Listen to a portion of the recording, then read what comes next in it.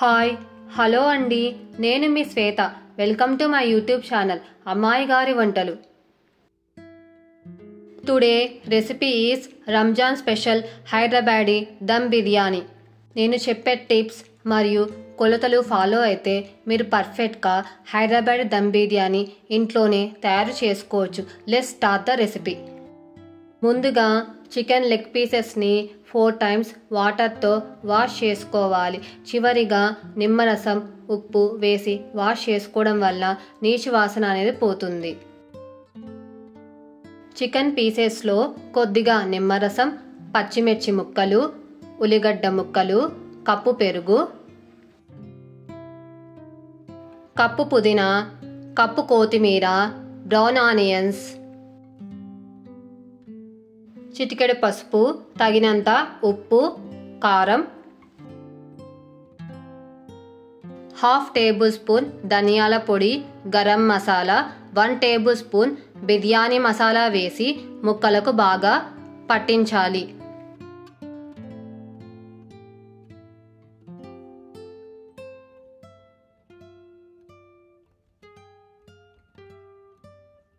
Two tablespoon oil, చిటికెడు tasting salt వేసి ముక్కలను బాగా మసాజ్ చేసుకొని ఫ్రీజర్లో 1 hour పెట్టడం వలన చికెన్ అనేది జ్యూసీగా టెండర్గా ఉంటుంది.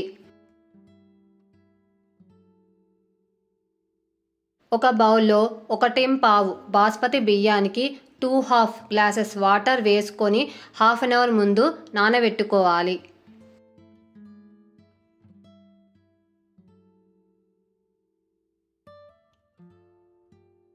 2 liters వాటర్లో 1 tablespoon oil, whole garam masala, నిమ్మరసం, 1 tablespoon రాళ్ళ ఉప్పును వేసుకోవాలి.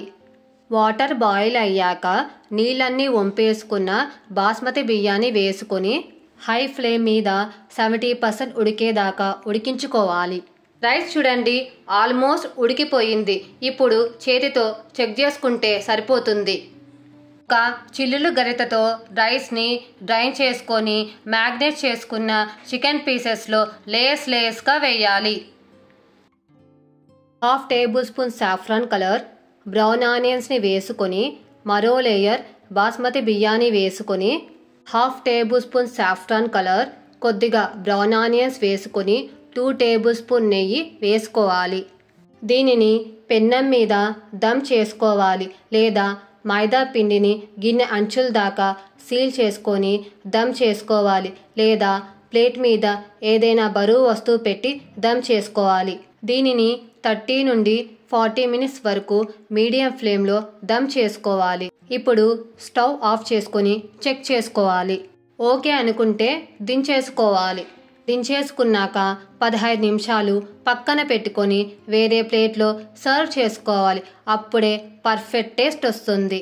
ఈ రెసిపీ మీకు నచ్చితే మీ ఫ్రెండ్స్కి, రిలేటివ్స్కి షేర్ చేసి సబ్స్క్రైబ్ చేసుకొని ఫీడ్బ్యాక్ రూపంలో నాకు కమెంట్ చేయండి.